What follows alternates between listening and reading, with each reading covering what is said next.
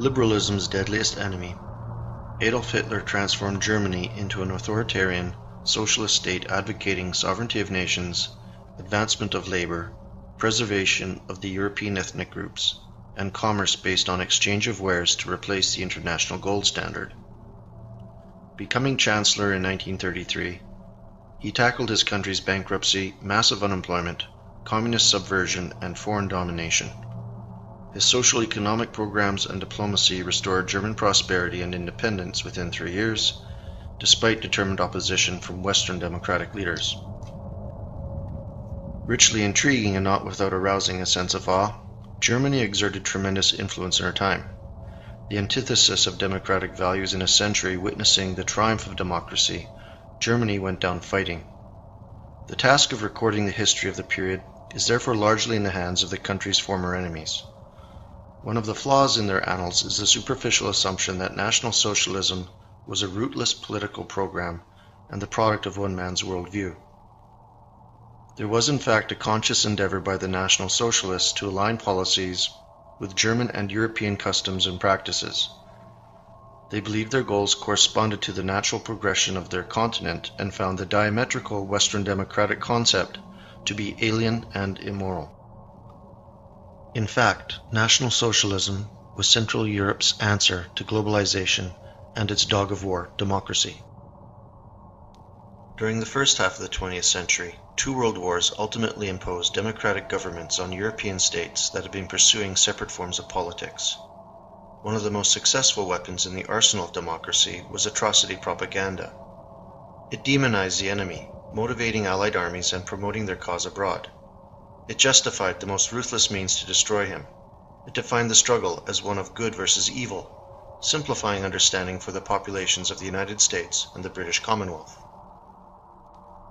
The atrocities that Allied propagandists attribute to Germany remain lavishly publicized to this day.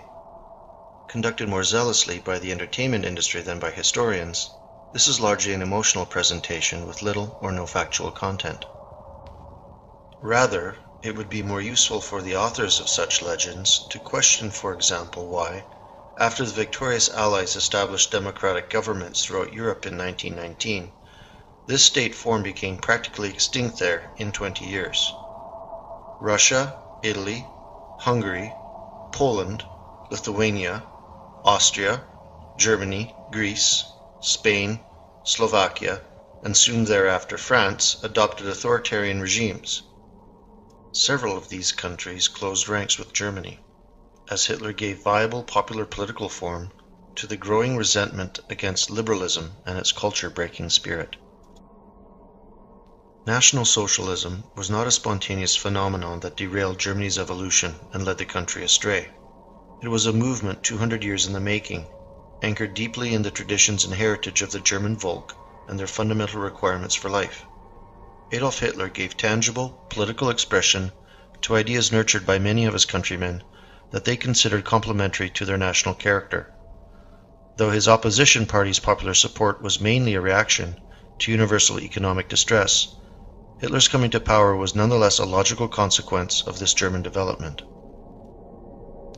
While American, European, and Jewish financial interests continued to invest vast sums of capital into global communism and colonialism, in the West, where industrially advanced societies existed, liberalism became the chief social mechanism for controlling mass populations. By breaking down cultural norms, and thereby cultural health and integrity, the elites sought to undermine national spirit. By breaking the cohesiveness of European cultures, they sought an accelerated globalization process as a consequence. Hitler considered modern liberalism as a hijacking of European culture. Therefore, he promoted Germany's self-sufficiency and independence. His party advocated the sovereignty of nations.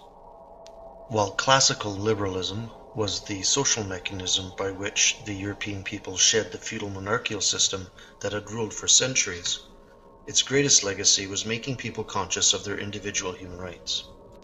Although National Socialist propagandists publicly acknowledged the contribution of liberalism, they warned that without controls, the free reign of personal ambition would always lead to abuse.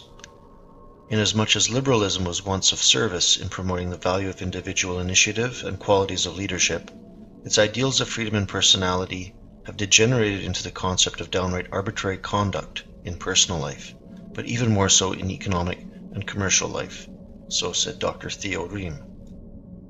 Hitler argued that the absence of sufficient state controls in a democracy enabled the wealthy class to manipulate the economy, the press, and elected officials for its own gain. In other words, there was practically no responsibility built into democracies. The anonymity of the majority of the moment decided.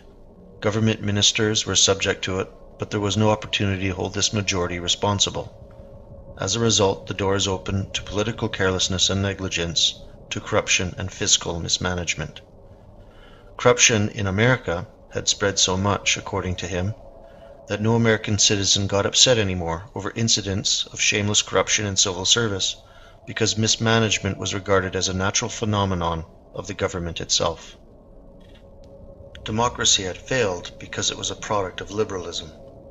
To overcome the liberal ideal, which for many was freedom personified, he introduced an alternative state form. It created opportunities for self-development, but also instructed Germans in obedience. In so doing, Hitler eventually achieved the parity between individual liberty and state obligation long contemplated by the German intellectual movements of the previous century. National Socialism was diametrically opposed to Marxism, as it emphasized national pride while still promoting individualism. Property ownership was a human right, and German hierarchical systems based on ability were simply not part of Marxist doctrine. The incompatible nature of these philosophical systems would eventually draw Germany into a war with the global financial forces, as it would become gradually clear to Hitler that the two largest liberal democracies in the West, namely England and the USA, were financing the industrialization of the Soviet Union. This, he rightly understood, meant a military buildup that would eventually be unleashed upon Germany's eastern flank at some point in the future. As a side note, Hitler served in the Bavarian army during the First World War, where he fought at the battles of Ypres, the Somme, Arras, and Passchendaele, earning the Iron Cross First Class, the Iron Cross Second Class, the Wounded Badge, the Cross of Honor, the Bavarian Cross of Military Merit, the Third Class with swords, amongst others. In other words, he understood war. In order to understand the physical crisis which Hitler inherited, we must go back to 1914. Germany's financial troubles began on the first day of World War I, when the Western Central Bank simultaneously took her off the international gold standard. At the time, much of Germany's gold was stored in foreign nations as a way of doing trade, foreign banking, and international investing. This blow ensured that by 1918 the German gold mark would be worthless and Germany would be guaranteed to lose the war. After 1918, the deliberately weakened Reichsmark was susceptible to volatility and hyperinflation. With the Dawes Plan enforced on her in 1924, the foreign central banks made an attempt to make the Reichsbank independent of German government, so that international interests could control its money supply. This led to massive overdrafts and the financial crisis of 1931, which bankrupted the country utterly. When Hitler, Hjalmar Schacht, and Walter Funk re-established government control of the Reichsbank via a law passed in the Reichstag in 1937, all foreign control of German affairs was eliminated, but World War II was also made inevitable. The 1918-1919 post-war naval blockade starved Germany into taking terms at Versailles. They lost 60% of their industry, their foreign holdings and colonies were stolen by international brokers. Its gold reserves disappeared, and large tracts of its lands were incorporated into surrounding countries.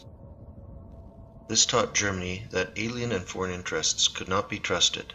Hitler's idea to circumvent the dependence on these interest groups was autarky, or self-sufficiency. Germany would do for itself whenever it could, and trade only if the benefits were great enough, similar in some aspects to the Spartan economy of old.